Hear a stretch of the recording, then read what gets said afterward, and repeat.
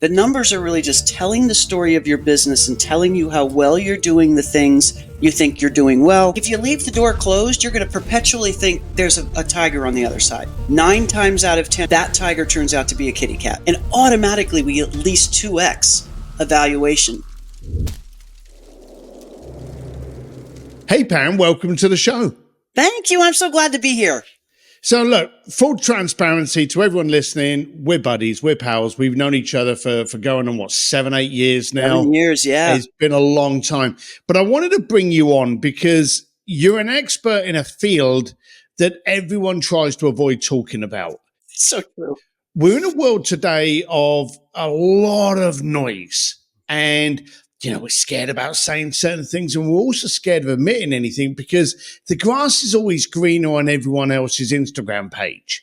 And 9 times out of 10, the biggest thing that hurts us to discuss, which is the number one thing we need to discuss, is finances. Money, cash. Now, I had a major issue a while back. I had sold a company. Well, I'm still going through it. I'd sold my company. I had a massive tax implication. And I could have done 2 things. One of them, I could have sat there going, oh my God, how am I going to handle this? Or I could reach out to people that know this shit and could steer me in the right direction. So the first thing I did was to call you. And you were able to direct me, and we got it all handled, and everything's been sorted now. But why is there that innate fear in us to actually openly discuss finances? It's funny. I kind of have identified 4 things that stand in people's way of it. And ironically, they are 4 of the things that are most important to not have as skill sets if you're an entrepreneur. But fear is the biggest one.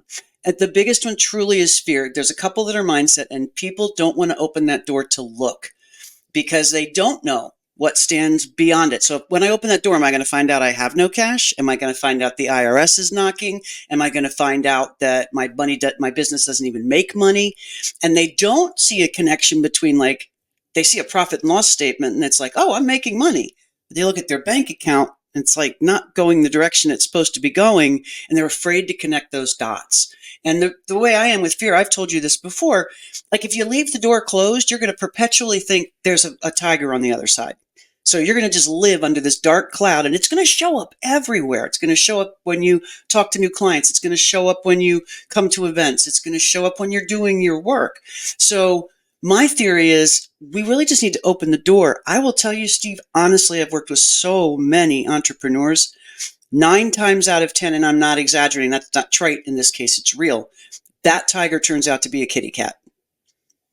And it's just the fear of opening the door, like everything else. It's once we take the step, we switch from fear to adrenaline and dealing with the issue. Until we look, it's just fear. Is this generational then? Is this just something that, just picking on that fear aspect? And we all know that the fear 9 times out of 10 creates the problem. But is it a generational mindset? I think about that a lot. My dad was a Depression era boy. And when he was young, his parents had to send him away to live with relatives for a period of time because they couldn't afford to put food on the table. And that had a really stark impression on him. So he lived his life never borrowing a dollar. He bought his house with cash. He bought his cars with cash. He saved money I'll bet there was probably money under the mattresses I never even knew about. So I think that generation, the sort of the greatest generation, as they call it, had one mindset about money. So yes, I would say it's generational, but I think from the boomers on down to today, I'm just not going to look. I don't want to understand. I know I don't want to live like my parents or grandparents did. So I'm going to spend money and then I'm not going to look and see what's actually happening. I honestly think that is just a result of, I'll call it depression hangover, generational depression hangover, I think. So you said that, and I cut you off because I went into the generational thing, but and embarrassment usually stops us asking questions. Shame. I don't know. Is that one of the, you mentioned there was 4, and I cut you off after the one because I wanted to hit the generation. What are the other 3? And I won't interrupt, I promise. I don't believe you, but that's okay. So, but that's good. That makes it more interesting. So the second one is shame, and it's the second mindset. They're kind of Oh, two mindset and two very practical. And the second one is shame. And what's happened, what I tend to tell people, if I'm in a room of 1,000 entrepreneurs, I'll say, I want you to think about your most embarrassing money story. And I'll wait a minute, and then I'll say, okay, now I want you to look around you. I want you to look at the guy that you think has $1 bazillion in this room, and I want you to look at the guy who's clearing the dishes in the corner. Every one of them just came up with a story, but every one of them thinks they're alone, and they're the only one who has that story. So I generally lead with, let's just put that on the shelf. There's not one entrepreneur that I've met, absolutely no exceptions, that doesn't have an embarrassing, what they think is the most embarrassing money story out there. But so that's another one. Those are the two mindset ones, fear and shame. And they're pretty powerful. Those are truthfully the ones I end up spending the most time with my clients on, because the other are very practical. They're bored by it. They don't like numbers. They've always gotten things that make no sense, and they can't give time to something that makes no sense. We're all running 1,000 miles a minute, and they don't have time to look at a piece of paper with numbers on it that makes no sense to them. And normally they'll get a piece of paper and they'll say, that doesn't have anything to do with my business, because the people who are supporting them aren't using the numbers to really write their story, which is what the numbers should be used for. The numbers are really just telling the story of your business and telling you how well you're doing the things you think you're doing well and what needs to be fixed. It's a radar out there for you. It's the thing you send out ahead. It's a scout to tell you how your stuff is working. But it has to be done the right way. And usually entrepreneurs have tax accountants as their bookkeepers. And all tax accountants are doing, bless them, that we need them, but they're working to make sure your tax return's filed, not to make sure that each of your different lines of business is profitable, or that your cash flow is working, or that you're not going to hit a brick wall. They're just making sure you get that return filed. So time is one of them. Like, I'm not going to waste my time looking at a piece of paper that makes no sense. And then the other one is truly not knowing what to do. It's overwhelm. So usually what happens is, because of fear, because of shame, because they haven't taken time to look at anything, then you're at that point, like we are in anything new, like I am with marketing, to go, I don't know where to start. There are 800 different titles of accounting people out there. There's 100 different types of software. I don't even know what bookkeeping is to know what questions to ask. So then that overwhelm traps them as well. So it's like just a perfect storm, usually. so you brought it up, actually. You mentioned about marketing. I've noticed that most of the time, the main reason for entrepreneurs to go bankrupt or to fail is that they become successful. And it's this situation where you're really good at doing X, but you're really crap at doing Y and Z. And you may be really good at marketing, but who said you were any good at finance? Right. And there's this entrepreneurial mindset that says, hey, if I'm good at this, I have to be good at everything, when really we are incompetent to the point of downright stupid at those elements, until we reach out and realize that, hey, this is what I'm exceptional at and this is what I'm not. So you're handling a conversation that people don't want to have. The 3 of the 4 things you've mentioned is in their head. And you've said quite openly, it's a radar. And you've said it's a scout. And more than anything, it's impersonal. And it wasn't until I realized that, one, I was incompetent with figures. I literally realized that I became a bellwether to my emotions based on how much money I had in the bank account. If I had a lot of money, I became lazy. And then that money has a habit of going away, especially when I walk past a motorcycle shop. And then you're scrambling like hell. You are. So it's a horrible thing. So I realized that I was a horribly reactive person to my bank account, but I didn't know what to do with it until I decided, smartest decision in the world, to have nothing to do with it and to get the pros involved. So how do you get entrepreneurs to realize this is probably the most important conversation? And as Perry Belcher openly says, the largest expense any business will have is the IRS. The largest expense that everybody ignores. So how do you break through the mindset? And I know you Yeah. speak a lot, and I know you do training, I know you do events. So, Mm-hmm. but how do you first of all slap people into attention that, hey, Mm-hmm. you got to pay attention to this? It's not personal, but it Mm-hmm. is productive. How do you do it?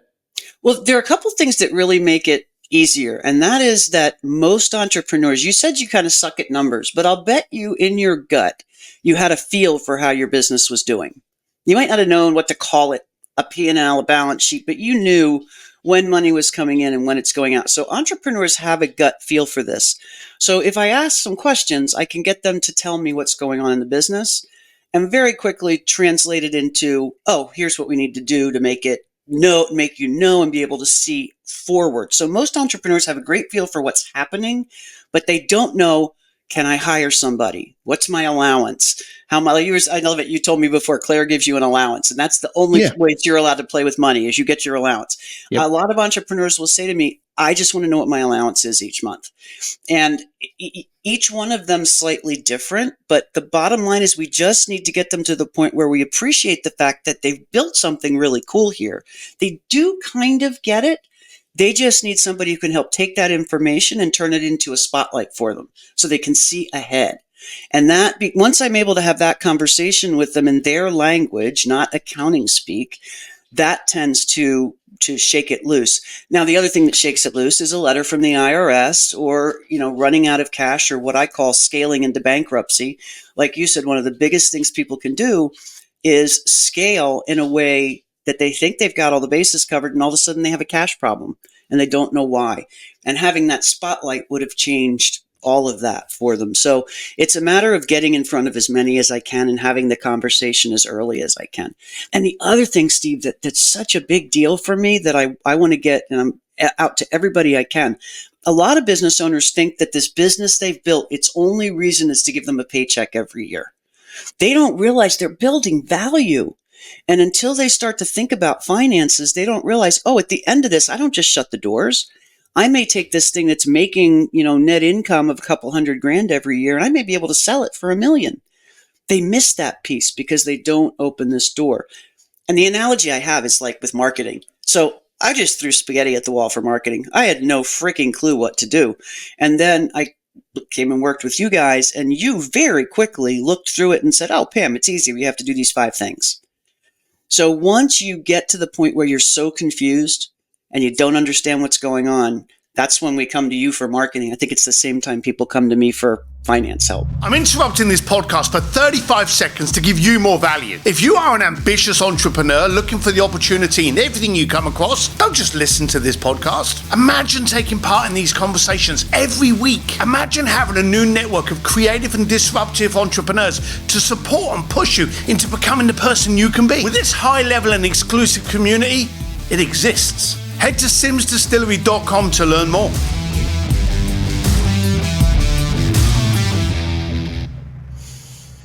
First of all, let's give the accolade to the person that does help, and that's Henry, certainly not me. So let's get it right there. There you go. You mentioned something that is frightening, and we just glazed over it, but we need to direct on it. How attractive your P&L is and how crappy your bank account is. Yeah. There are easy ways to look at a graph, a stat, a spreadsheet and go, great, everything's brilliant.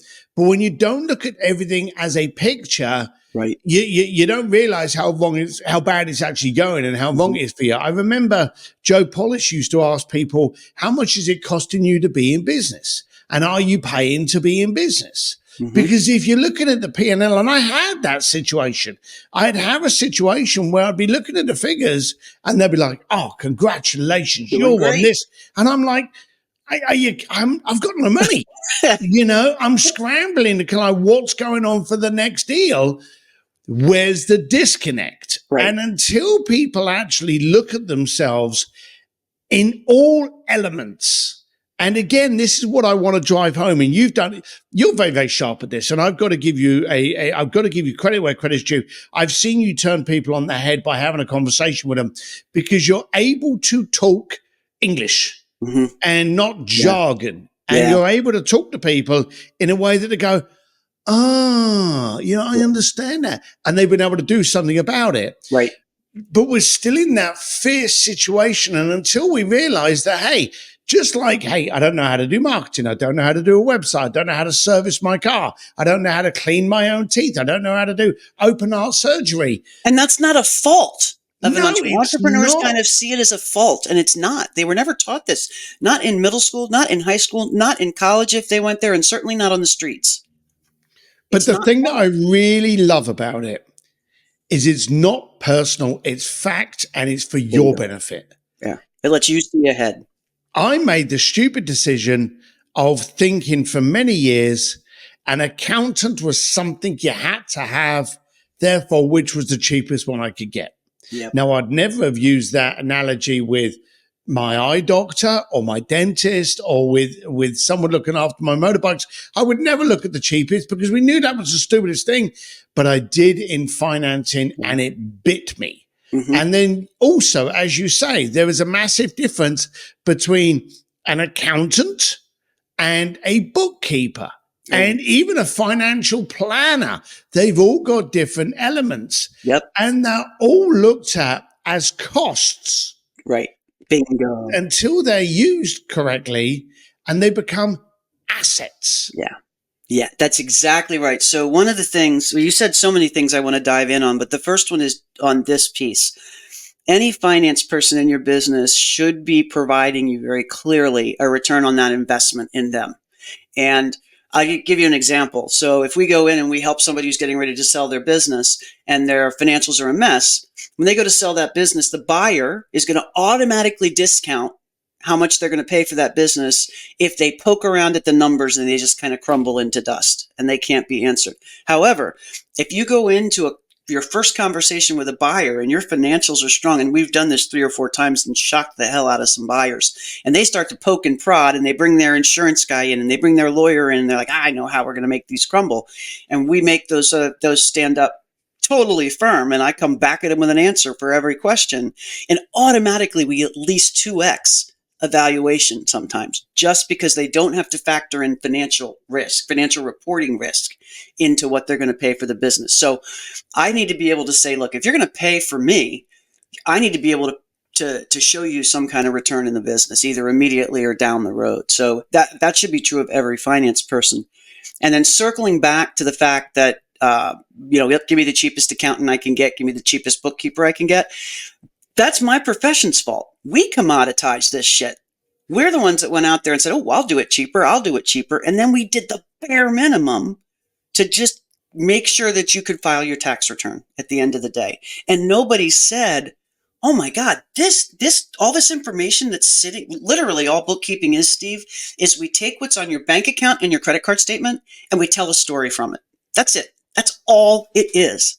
And when we tell that story with it, you can all of a sudden know, oh, when I raise my marketing, this happens. When I hire somebody, this happens. If I get this many clients, I have to spend this much more money. And instead of running into that stuff like a brick wall and slowing your business down, we just shine the light down the path and go, ooh, I'm going to need to hire somebody in 6 months if we keep growing at this pace. So you start your recruiting process 6 months early and get the right person in, instead of hiring somebody quickly and the wrong person, and then you have to fire them. There's so many examples like that I just want to take the mystery out of it. It's just like any other business process. But the cool thing is it layers right on top of your business and tells the story to you so you can make decisions. It should. But that's not what my profession did for a long time. Yeah, if done right by the right people. Right. Now, you wrote a couple of books on that. I know that when we were going through our financial questionnaires and we were trying to kind of get a handle on things, we needed to know kind of the right questions to ask. Yep. And I remember we read your first book, The CFO. What was the full title of your book? It is Your First CFO is the first one. And it covered those things exactly. There it is. Your first CFO. I remember going through that book, and it was a great dictionary for us to kind of understand certain terminology. Now, you put it in very good terms, but it made us understand what it is we needed and to be able to ask the right questions. You brought out another book recently. Which was that? Founder to Exit. Founder to Exit. Now, you're out there at the moment. Okay, first of all, before we wait until the end, where can they find these books? They are on Amazon. Just look up under Pam Pryor and you'll see the 2 books there. Yep. Pam Pryor, Prior, Pam Pryor. I'm going to put all the links in the bottom, and I'm going to put the links to the website and to the books. I have both Thank books, you. and I am going to give Pam credit here. There was a massive turning point in reading the CFO book to understand the questions we needed. Not to make us do it, but to understand what it was we needed and the questions that we needed to ask. So I'm going to give you credit and Thank you. commitment and endorsement for it there. Thank you. Now, you're out there a lot at the moment talking to different people, different entrepreneur groups, trying to get them to pay attention. Yeah. What is one of the resistances? Because the dumb thing is, and I'm just going to set you up here, and I know you've spoken at speakeasies as well, my events. I could go on stage and I could talk about a marketing campaign of $50,000 per month, and I'd have people in the audience that wanted to talk to me about it. Okay. Pie in the sky algorithms, and they would jump all over me. But the second someone goes up on stage and goes, hey, and I've seen you speak, you're very entertaining, so I'm going to give an endorsement on that. But when you go up on stage and you talk about finances, the eyeballs glaze over. They want to. But I don't let them, because I basically follow a marketing person. And I think you may have heard me say this before, but one time I was on stage with, right after Angela Lauria. It was an Archangel event. And she came on and she was talking about marketing like lesbian sex. Long, drawn out, involved, hard work, but bam, a good finish, right? I had to follow that. Right? Actual lesbian. I had to follow that. So I came up on stage and said that.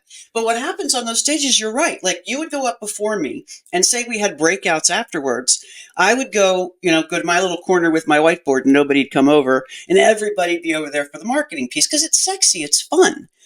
But what happened is, and I got a nickname from this from all my peers called Hallway Pam, is I could not get from the room back from the speaking hall. I still can't back to my hotel room, because people laid in wait to go, psst, Yeah. psst, come here. I got to tell you this thing. I think, and so I get the questions individually after the fact. Nobody wants to stand in a group and say, hey, I just spent way too much money on training I didn't even use, and I don't know what to do now because I'm out of cash.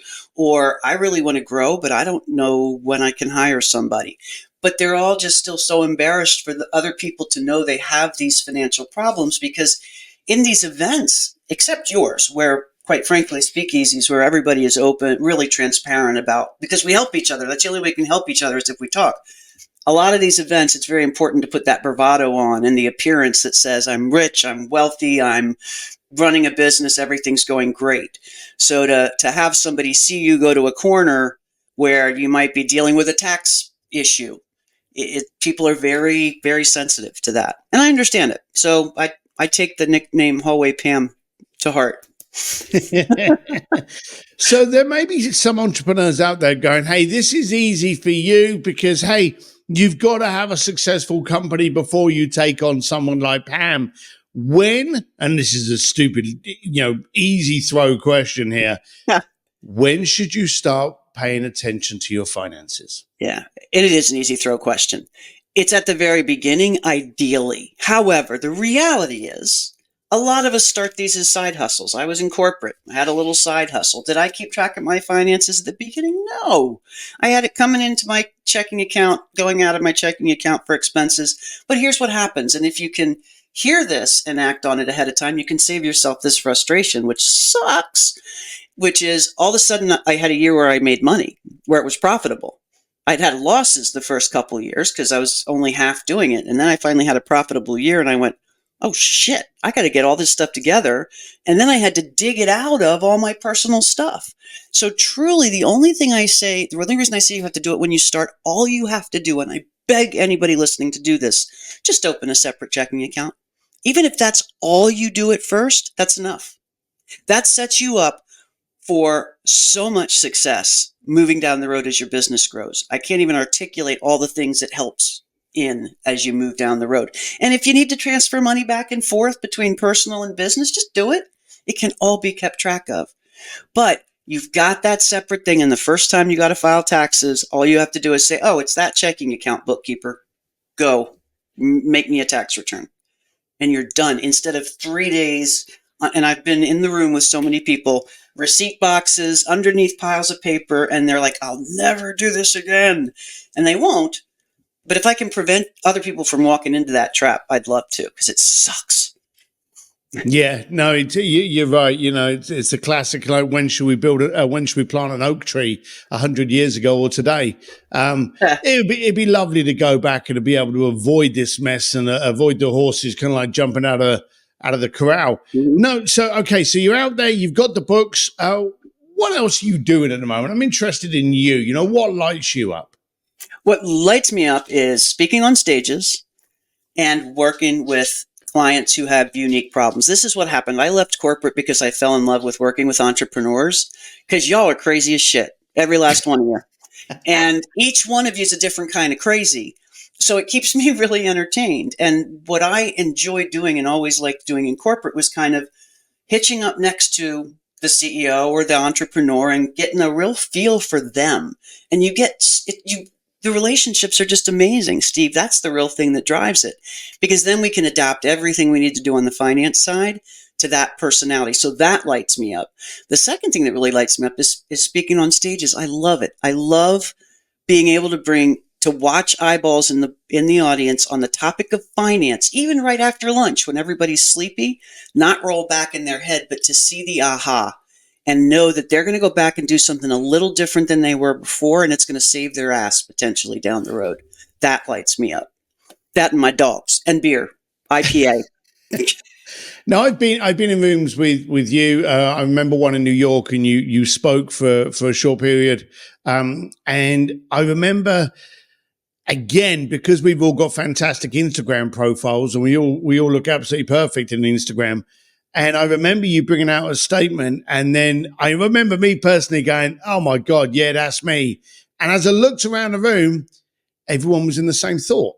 Huh. And we all sat there going, yeah, God, I wish I'd. And we all looked at each other and went, oh, we're all suffering from the same disease, ignorance, and hiding from it and trying to sweep it under. And you were bringing it out. I would love to see, and this is really just a PSA here, I would love to see more communities, any group, any mastermind, dare people to be open, because as you've said, and I'm only echoing what you've done. Yep. When you start talking about this, you suddenly realize that everyone is in two camps.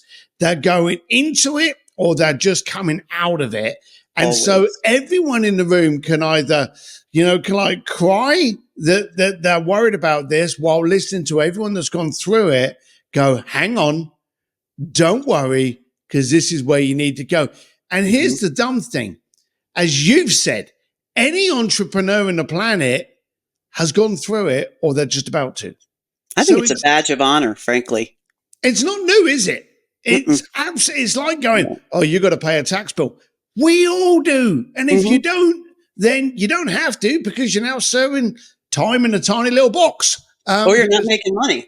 And you're not making money. So I really do challenge people. The two things I challenge people. One, if you own a community, start conversing on the number one topic and the biggest expense, finances. Yep. And number two, and I'm going to scream it out loud and proud, get Pam in your group, because she'll kick your ass and start shaking you up and daring you to talk about it. So again, where can they get your books? Yep, they can get my books on Amazon, but always anywhere you will find me, Pam S. Prior on social media, Pam S. Prior, anywhere you look, thanks to my wonderful marketing team. And then our website is pamprior.com, and you can get all the books. You can get my podcast where we drop a bunch of tidbits every week on this, as well as review a beer, by the way, every week. So it's not just the finance tips. You also get to find out about a new IPA every week. And then, I'm on the website. You can reach out to me at my email. Pretty much I'm everywhere. That's fantastic. Pam, thank you very much for daring to talk about stuff that people don't want to talk about. Thanks for being really cool with your books, and thanks for just being a cool human. And look forward to hanging with you and trying these IPAs with you shortly. Awesome. And Steve, thanks for the platform and for carrying the message. It's really, really important. And I just love that you're magnifying it. Thank you very much, Pam. All the best. Bye. All righty. Hey, thanks for listening to the podcast. You know what to do. If you love it, share, subscribe, but more than anything, do something with it. And remember, life's too short to play it safe. So disrupt, connect, and grow. See you next time.